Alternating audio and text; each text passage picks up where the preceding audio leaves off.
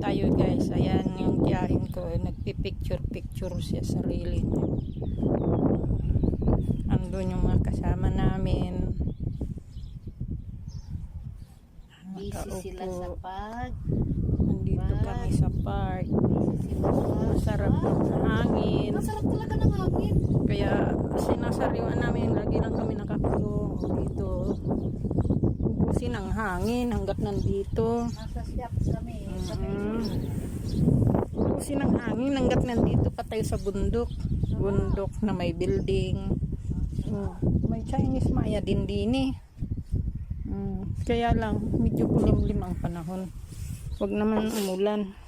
Huwag naman. Kasi buputik ang aming mga paa din eh. Buputik ang aming mga shoes. Maganda ang rock formation.